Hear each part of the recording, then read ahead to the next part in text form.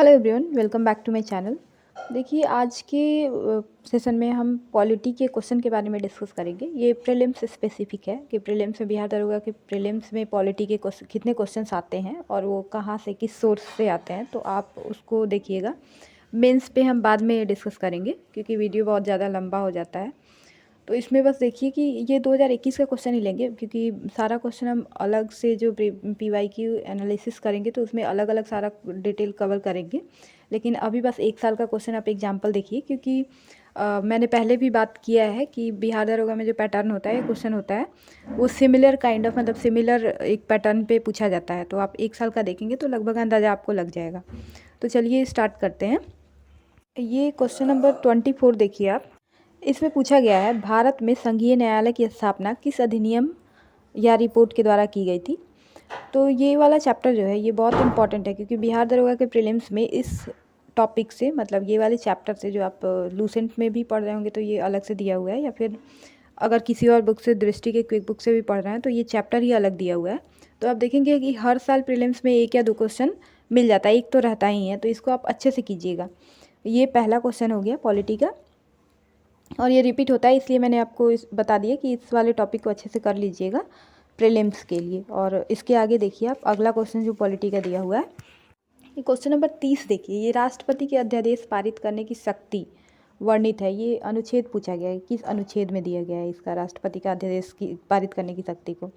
तो इसलिए मैंने आपको जो पॉलिटी का हमारा वीकली टारगेट का भी वीडियो चल रहा है जो मैं भी फॉलो कर रही हूँ, उसमें भी मैंने कहा था कि आर्टिकल आप कोशिश कीजिए कि आपको जितना याद हो सके वो अच्छा है, क्योंकि पूछा जाता है डायरेक्टली आर्टिकल पूछ लिया जाता है और ये आसान हो जाता है। अगर आपको याद रहता है तो इसमें गलत होने के चांसेस बिल्कुल मतलब ज़ीरो है, क्योंकि याद रहेगा सीधे आप सही टिक कर दोगे। बाकी क्वेश्चन से एफर्ट भी कम लगता है, तो इसलिए आप याद कर लीजिएगा जितना हो सके, आपसे जितना याद हो सके मैक्सिमम। अगर हो सके तो पूरा कर लीजिएगा, नहीं तो एटलीस्ट इंपॉर्टेंट तो कर ही लीजिएगा। तो ये दूसरा क्वेश्चन था हमारा। अब नेक्स्ट क्वेश्चन पे आइए। अगला क्वेश्चन है क्वेश्चन नंबर 33। निम्नलिखित में से कौन सी समिति मौलिक कर्तव्यों से संबंधित है। ये स्वर्ण सिंह समिति आपको पता होगा, और मैंने ये भी कहा था कि मौलिक अधिकार कर्तव्य नीति निर्देशक तत्व, तो ये आपको पता होना चाहिए और उससे जुड़ी जितनी भी समिति है वो भी आपको याद होना चाहिए, क्योंकि आप चैप्टर पढ़ेंगे तो उसमें दिया हुआ है और लूसेंट में भी दिया हुआ है, कहीं से भी पढ़ेंगे तो आपको मिल जाएगा। तो इस टाइप का कमेटी जो भी इम्पॉर्टेंट है, जैसे स्वर्ण सिंह समिति की सिफारिश पर लागू हुआ था, ऐसे ही पंचायती राज से रिलेटेड जो जो समिति है या केंद्र राज्य से संबंधित है, तो उससे भी आप समिति का एक लूसेंट में भी आप देखेंगे तो एक जगह करके दिया हुआ है एक समिति और उससे रिलेटेड मतलब किससे रिलेटेड है ये, तो आप उसको याद कर लीजिएगा। ये आपका तीसरा क्वेश्चन हो गया। आप टॉपिक भी देख रहे हैं और सोर्स भी देखते चल रहे हैं साथ में कि आप लूसेंट से भी करेंगे तब भी ये तीनों क्वेश्चन आपको वहाँ भी मिल जाएगा, और अगर आप क्विक बुक से पढ़ रहे हैं या फिर किसी और सोर्स से पढ़ रहे हैं तो वो तब भी आसानी से आपको मिल जाएगा। ऐसा क्वेश्चन नहीं है कि आपको बहुत ज़्यादा मेहनत करना पड़े या ढूंढना पड़े। अब आगे के क्वेश्चन पे आइए। अगला क्वेश्चन 41 है, फजल अली आयोग संबंधित है। ये राज्यों के पुनर्गठन से संबंधित है। ये भी जब आप पढ़ेंगे, अगर क्विक बुक पढ़े होंगे, नहीं भी पढ़े होंगे तो लूसेंट में दिया हुआ है, आपको मैं दिखाती हूँ। ये देखिए क्विक बुक में भी ये वाला टॉपिक जो ये वाला है, ये लक्ष्मीकांत में भी है, हर जगह है। तो इस टाइप का जो भी फजल अली आयोग किससे संबंधित है या फिर कोई भी आयोग, मैंने पहले ही कहा, जैसे मौलिक कर्तव्यों से जुड़ा भी समिति था तो किससे किससे संबंधित था, तो ये सब भी आप याद रखेंगे। ये आप देख लीजिए, चौथा क्वेश्चन है हमारा इस मतलब 2021 वाले के प्रीलिम्स में। 4 क्वेश्चन हो गए अभी तक और चारों आप देख रहे हैं कि आपके सोर्स से ही आप जो पढ़ रहे हैं वहीं से दिया है, एक्स्ट्रा नहीं है। अब अगला क्वेश्चन देखिए, क्वेश्चन नंबर 59। 42वें संविधान संशोधन अधिनियम द्वारा कुछ विषयों को राज्य सूची से समवर्ती सूची में स्थानांतरित कर दिया गया था। निम्न में से कौन उनमें से एक नहीं है। ये 42वां संविधान संशोधन जब आप इसमें पढ़े होंगे लूसेंट में या फिर अपने सोर्स में जो भी पढ़ रहे हैं, तो उसमें आपको संशोधन 42वें संविधान संशोधन द्वारा किसको किसको स्थानांतरित किया गया था ये क्लियरली लिखा हुआ है, तो आपका ध्यान गया होगा। तो आप ये भी देख लिए कि ये 5वां क्वेश्चन आपका हो गया पॉलिटी का, और ये पाँचों आपके सोर्स से है। ये भी आसान क्वेश्चन है, किसी को भी जो पढ़ के जाएगा वो पता रहेगा। तो इस टाइप के क्वेश्चन पे ध्यान दीजिएगा आगे से। अगले क्वेश्चन पे आइए। एक क्वेश्चन है 68, ये भी पॉलिटी का ही है। वेबर के अनुसार निम्नलिखित में से कौन सा पारंपरिक अधिकार का स्रोत है। तो देखिए, इसके लिए मैं ये कहना चाहूँगी आप लोग को कि ये जो पॉलिटी के क्वेश्चन है, ये पॉलिटी मानिए या फिर आप इसको दर्शन, कुछ भी मान सकते हैं, दोनों में से, दोनों में काउंट हो जाता है लगभग। लेकिन ये आप किसी भी सोर्स से पढ़ के जाएंगे तो आपको जनरली नहीं पता होगा, क्योंकि ये बताती हूँ मैं कि कहाँ से आता है। जैसे ये हमारा DU में, मैंने दिल्ली से ग्रेजुएशन किया है, तो उसमें एक पेपर होता था पॉलिटिकल थ्योरी का, पॉलिटिकल साइंस ऑनर्स था। तो वहाँ वाले बुक में ये सब टाइप का सिद्धांत और ये किससे अधिकार वाला जितना भी ये सब है, तो वहाँ पे सारा कुछ दिया हुआ है, ग्रेजुएशन में ही है। लेकिन जनरली हमारे यहाँ मतलब बिहार से जिन्होंने किया वो पता नहीं वहाँ दिया हुआ है या नहीं दिया हुआ है, दिया भी होगा तो सब लोग नहीं पढ़ते हैं, तो जनरली हम वो सब सोर्स पे नहीं जाएंगे।